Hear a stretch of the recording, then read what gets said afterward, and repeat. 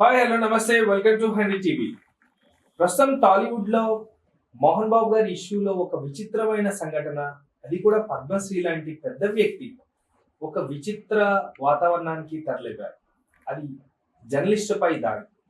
తర్వాత పలు విమర్శలు పాలైన తర్వాత అసలు జరుగుతున్న విషయం ఏంటి, అది ఇంకా ప్రొలాంగ్ అవడానికి కారణం ఏంటి, దాని వెనకాల ఉన్న వాస్తవాల గురించి మనతో సినీ జర్నలిస్ట్ జగదేవ్ గారు ఉన్నారు. సార్తో మాట్లాడి ఆ విషయాలు ఏంటో అడిగి తెలుసుకునే ప్రయత్నం చేద్దాం. నమస్తే అండి.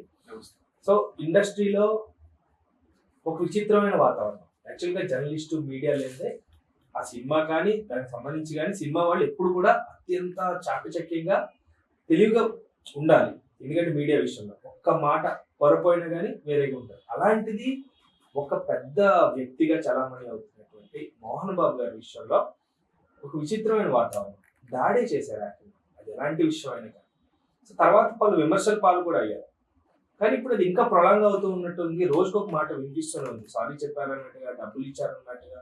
అసలు అట్లా వాస్తవం ఏంటంటే అసలు జరుగుతున్న విషయమే. ఆ రోజు జరిగిన విషయంలో ఆయన క్షణికావేశంలో జరిగి ఉండొచ్చు.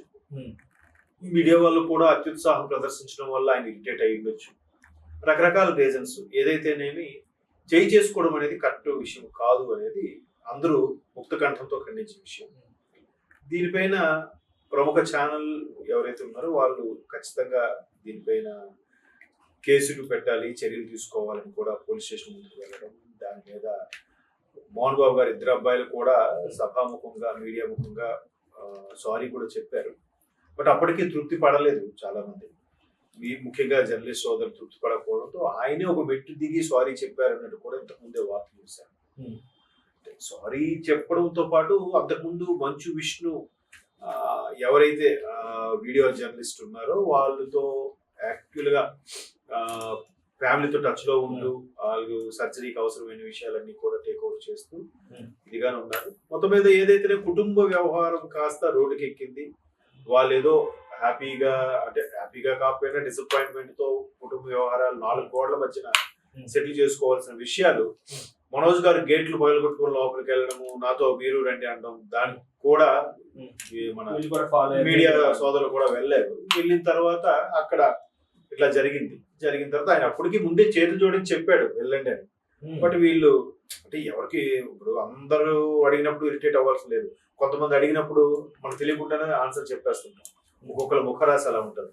సో అలా అనుకొని మరలా మీడియా సోదరుడు ట్రై చేశాడు. బట్ ఆయన మైక్ లాక్కొని ఇరిటేట్ అవ్వడం అంతా జరిగింది. మొత్తం మీద సారీ చెప్పారన్నట్టు ఎక్కడ వస్తుంది. అంటే ఏంటో అసలు కుటుంబ వ్యవహారాలు మీరు అన్నట్టు మీడియా ద్వారానే అందరికీ తెలుస్తుంది. ప్రపంచానికి తెలియజెప్పేది మీడియా. అది ఏ మీడియా అవనివ్వండి. ఇవాళ రేపు చాలా ఎలక్ట్రానిక్ మీడియా, ప్రింట్ మీడియా నుంచి ఎలక్ట్రానిక్ మీడియా, తర్వాత ఇప్పుడు డిజిటల్ మీడియా ఎక్కువై ప్రతి ఒక్కరికి ఫోన్. ఎగ్జాక్ట్లీ అరచేతిలోనే ప్రపంచం చూసే పరిస్థితి వచ్చింది. సో దీనివల్ల కొంత దాన్ని ఏమంటారు కల్పితాలు కూడా ఉన్నాయి ఈ వార్తల్లో. కానీ మాక్సిమం 80% ఆఫ్ పీపుల్ జెన్యున్ గానే రాస్తున్నారు. మిగతా 20% పీపుల్ కొంచెం కల్పితాలు ఉండడం వల్ల ఇటువంటి ఇరిటేట్ అయ్యే పరిస్థితులు వస్తే వచ్చుండొచ్చు. మొత్తం మీద ఇప్పుడు జనరల్ గా శిక్ష అనుభవించే వాళ్ళకు కూడా వాళ్ళకి అన్ని రైట్స్, చట్టాన్ని వాళ్ళు పరిధిలోకి తీసుకోకూడదని పోలీసు వాళ్ళు కొట్టినా కూడా మానవ హక్కుల సంఘం అవి ఖండిస్తాయి. అలాంటిది ఒక సాధారణ జర్నలిస్ట్ పౌరుడిని ఆ విధంగా మైక్ తో కొట్టడం, అది కూడా భయంకరంగా గాయపడేలా కొట్టడం అనేది అందరూ ఖండించారు. సో మేబీ ఆయన 2 రోజులు పరారీలో ఉన్నారు. ఎట్టకేలకు ఆయన కూడా సారీ చెప్పారంటున్నారు. ఇప్పుడు ఆయన అంటే జనరల్ గా ఆయన మీద ఇష్యూ ఎక్కువ అవడానికి కారణం నేనే అనుకుంటానంటే, జనరల్ గా ఆయన కొద్దిగా ముక్కుసూటి మనిషి, మీద కోపం ఉంటుంది. ఏదైనా ఒక క్షణం అనేస్తాడు కానీ తర్వాత మనసులో ఏం పెట్టుకోడు. బట్ ఆ ఒక్క క్షణం అనేసేది ఎదుటి వాళ్ళు భరించలేకపోవచ్చు, చాలా బాధగా అనిపించవచ్చు. కానీ ఆయన చూపించినంత ప్రేమ కానీ, ఆయన చూపించంతే మిగతా వాళ్ళ విషయంలో కేర్ కానీ ఇంకెవరు చూపించారంట. ఆయనకి అన్ని ఎక్కువే, ప్రేమ చూపించడం, కేర్ తీసుకోవడం, అలాగే కోపము ఇవి కూడా ఎక్కువే. కోపం వస్తే ఏ మాట ఉంటాడో కూడా ఆయనకే ఇది ఉండదంట. అట్లా మాట్లాడతాడు కూడా చాలా సందర్భాలు మనం చూసాం ఆయన వివాదాస్పదం అయినప్పుడు. సో మొత్తం మీద ఆయన మరలా ఏదో జరిగింది ఆవేశంలో తెలుసుకున్నారు, వాస్తవం తెలుసుకొని ఒక తండ్రికి బిడ్డగా కొట్టాను అనుకో ఏదని చెప్పి సారీ చెప్పారు. జనరల్ గా ఎప్పుడైనా సరే ఏదైనా విషయం, ఇప్పుడు మనము వెళ్తున్నప్పుడు కాల్ తగిలినప్పుడు సారీ అంటాం. సారీ అనేస్తే వాళ్ళకి మనకేం ఇదిపోదు, ఓకే చూసుకోకుండా కాల్ తగిలింది ఏదో సాటిస్ఫై అవుతుంది. అదే సారీ చెప్పండి వెళ్ళి అనుకోండి, వాడు చూడు ఎంత పోదు అనుకుంటాం, వాడు ప్రశ్నించకపోయినా. బట్ మోహన్ బాబు గారు లాంటి వాళ్ళు ప్రశ్నించేస్తారు కూడా మొక్క మీద, కాల్ తగిలింది పెద్ద చిన్న లేదా అడగని తెలియదు. సో అటువంటి నేచర్ వల్ల ఇక్కడ ఈయన మీడియా మిత్రులు కొట్టడం వల్ల అది కాస్త ఫ్యామిలీ అఫైర్ కాస్త ఫ్యామిలీ డిస్టర్బెన్స్ కాస్త రోడ్ ఎక్కింది, ఇష్యూ అయింది, మీడియాతో ముడిపడింది. మీద ఆయన సారీ చెప్పారు అంటున్నారు. ఓకే, జర్నలిస్ట్ సినిమాల్లో ఒక పేరు తెచ్చుకున్నప్పటికీ కూడా ఇలాంటి సన్నివేశాలు ప్రోగ్రామ్స్ లో జరిగినటువంటి పెద్ద సినిమాలు చేస్తున్నావు కదా, బాగా సీనియర్ అయ్యావునా, అలా కూర్చున్నావు, నమస్కారం పెట్టాలన్న సంస్కారం లేదా, ఇట్లాంటి మాటల ద్వారా బాగా మోహన్ బాబు అంటే మంచు ఫ్యామిలీ ఒక వైరల్ కింద మారింది. తర్వాత లక్ష్మి గారు అయితే ఇంకా అసలు చెప్పగలరు. వజ్రోత్సవ వేడుకల్లో కూడా కొత్త వాళ్ళకి పాత వాళ్ళకి వారధిగా ఉన్నారు అని చెప్పి మెగాస్టార్ చిరంజీవి గారికి సమ్ లైఫ్ టైం ఏదో అనౌన్స్ చేస్తే నేను కాదా లెజెండరీ యాక్టర్ని, నేను కాదా పద్మశ్రీ తీసుకున్నాను, నేను కాదా, లేదంటే పేదలకి ఇక పావుల పైసలు ఉచితంగా 25% ఉచితంగా విద్య చెప్తున్నాను, నేను కాదా అని అప్పట్లో వజ్రోత్సవ వేడుకలో చిన్న డిస్టర్బెన్స్ అవ్వడం, దానికి వెటకారంగా పవన్ కళ్యాణ్ గారు అప్పటికి తమ్ముడు మోహన్ బాబు అంటూ కొద్దిగా వ్యంగ్యంగా మాట్లాడడం పెద్ద రసాభాస అయింది అప్పట్లో. సో ఇట్లాంటి వివాదాలు మోహన్ బాబు గారు ఎప్పటికప్పుడు మనకి వార్తల్లో గానీ వార్తా ఛానల్లో గానీ తారసపడుతూనే ఉంటారు. సో అవన్నీ పెట్టుకొని చాలా మంది ఇదే ఛాన్స్ దొరికిందిరా, ఆయన తప్పు చేశాడు కదా ఇంకా ఓదరగొట్టి వదిలేరు అనమాట. ఎవరైనా తప్పు చేస్తారు, చాలా జరిగి ఇప్పుడు ఒకనొక టైంలో ఒక సీనియర్ నటుల ఇంట్లో పెద్ద గన్ సౌండే వినబడింది, ఒక వ్యక్తి మరణించారన్నట్టు కూడా వార్తలు వచ్చాయి. అంటే అఫ్కోర్స్ ఒక వ్యక్తి సేఫ్ గా ఉన్నాడు, ఇంకో వ్యక్తి క్షణికావేశంలో చేతికి షూట్ చేశారని కూడా వచ్చాయి, పేర్లు అనవసరం. సో అంత వివాదం వచ్చినప్పుడు కూడా ఆ వ్యక్తుల మీద ఎటువంటి ఇష్యూ ఇప్పటికీ బయటికి రాలేదు. బట్ మోహన్ బాబు గారి విషయంలో అంత క్షమించరాని తప్పులు చర్యలు ఏమి చేయలేదు, కానీ ఆయన నోటి దురుసు అనేది ఎక్కువగా వివాదాల్లో వినిపిస్తుంటుంది.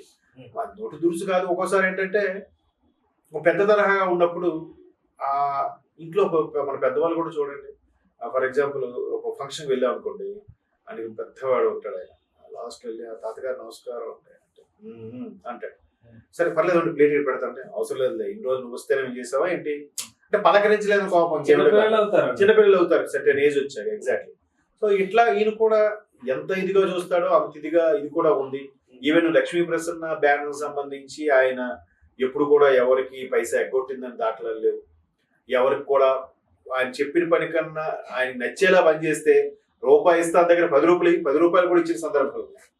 కొంతమంది ఆయన టీంలో కానీ ప్రొడక్షన్ లో కానీ పనిచేసి, సార్ నాకు కొద్దిగా యూనియన్ కార్డు కావాలంటే నువ్వు పోయి లక్ష్మీ ప్రసన్న బ్యానర్ అని చెప్పు, మిగతా నేను మాట్లాడతా అని ఈయనే కట్టేవాడు. అంటే వాళ్ళకి ఇప్పుడు యూనియన్ కార్డు 2 లక్షలు 3 లక్షలు ఇస్తే కార్డు ఇస్తారు, ఆ కార్డు అమౌంట్ కూడా ఈయన ఇచ్చేవాడు. ఆ మంచితనం ఉంది, కానీ ఇంత మంచితనం కూడా జనాలు ఎట్లా అయిపోయారంటే అదే కాదు, ఎవరైనా అదే చూస్తాం, తెల్లకాయలు అంతా వదిలేసి ఆ చిన్న మచ్చనే పట్టుకుంటారు కదా. అలాగే కడుపు నిండా భోజనం పెట్టి ఫుల్ గా చెదకొడితే ఎలా ఫీల్ అవుతాడు, అబ్బాయి వీడి భోజనం వద్దు అది కొట్లు వద్దురా బాబు అనుకుంటారు కదా. సో అట్లాంటి నేచరు ఆయనది అన్నట్టుగా చాలా సందర్భాల్లో చాలా సీనియర్ జర్నలిస్టులు కూడా ఇటువంటి వ్యాఖ్యలు చేయడం మనం చూసాం. సో మొత్తం మీద జర్నలిస్ట్ సోదరుడి మీద చేయి చేసుకోవడం అనేది అక్షరాల ఆయన తప్పే, ఆయన క్షణికావేశంలో చేసిన విషయం అని మంచు విష్ణు గారు చెప్పారు, మనోజ్ గారు కూడా వేరే వేరే సందర్భాల్లో సారీ చెప్పారు. బట్ ఎట్టకేలకు ఆయనతో కూడా సారీ చెప్పించుకున్నారు, గుడ్ థింగ్ కదా. తప్పే ఉంది, పట్టు విడుపులు ఉంటాయి, సారీ చెప్పినంత మాత్రాన తగ్గేది లేదు, థ్యాంక్స్ చెప్పించుకున్నంత మాత్రాన పెరిగేది ఏమి లేదు. సో మొత్తం మీద చెప్పారు, సర్దుమణిగిందని అనుకుంటున్నాను. సో ఇప్పుడు పోలీసు నోటీస్ వరకు వస్తే ఆయన సుధీర్ బాబు ఎవరైతే ఉన్నారో ఆ పరిధిలో ఉన్న కమిషనర్ గారు ఆయన ఆల్రెడీ నోటీసులు అయితే ఇచ్చారు, మీరు వచ్చి వివరణిస్తే సరిపోద్దని అడుగుతున్నారు. బట్ ఈయన తప్పించుకొని వెళ్తున్నారు అన్నట్టు కూడా కొన్ని వార్తలు ఉన్నాయి. అలా కాకుండా ఇది క్లారిటీ ఇచ్చేస్తే ఏం ప్రాబ్లం ఉండదు. రైట్, థ్యాంక్ యూ అండి, థ్యాంక్ యూ సో మచ్.